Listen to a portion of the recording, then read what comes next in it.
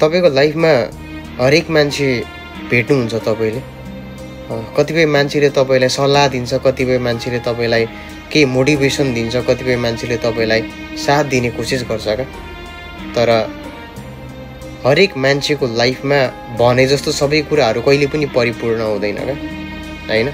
किन भन्दाखेरि कतिपय मान्छेले साथ दिए जस्तो मात्रै गर्छ भने कतिपय मान्छेले मोटिभेसन गरेर एउटा हौसला दिएर धेरै कुरामा उसले माथिसम्म लान सक्छ क्या।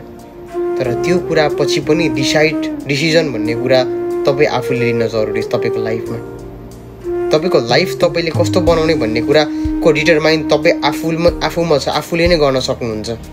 किन भन्दाखेरि तपाईँको लाइफको ओनर तपाईँ हो, तपाईँको जिन्दगीको मालिक तपाईँ आफै हो।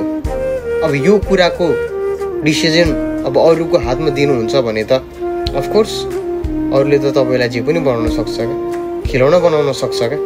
त्यो कुरालाई पनि आफूले मध्यनजर गर्न जरुरी छ। किनकि कोही कसैले के भन्छ हैन, उसले के सोध्छ भन्दा पनि तपाईँ आफूले आफूलाई चाहिँ के गर्दै हुनुहुन्छ भन्ने कुरा चाहिँ आफूले एनालाइज गर्नुपर्छ। किनकि कोही कसैले इफ म आफैलाई पनि नराम्रो भन्दैमा म नराम्रो हुन्छु भन्ने कुरा त होइन नि त, म बिग्रिन्छु भन्ने कुरा त होइन नि त, म कस्तो हुनेवाला छु र म कस्तो छु भन्ने कुरा त म आफूलाई थाहा छ कि म आफूले प्रेजेन्ट गराउने हो क्या। यो कुराहरूलाई चाहिँ आफूले ख्याल गर्नु पर्यो नि त।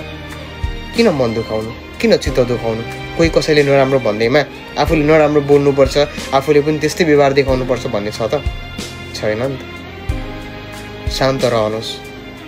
जस्तो कर्म त्यस्तो फल सबैजनाले पाउँछ हैन। आफूले गरेको कर्म सायद राम्रो छ, राम्रै कुरा पाउँछ। यदि आफूले गलत कुरा गरेको छ भने अफकोर्स हामीले गलतै पाउँछ क्या। मेन कुरा भनेको चाहिँ यो कुराहरूलाई चाहिँ हामीले आफ्नो प्र्याक्टिकल लाइफमा चाहिँ एकदमै विचार गर्नुपर्छ।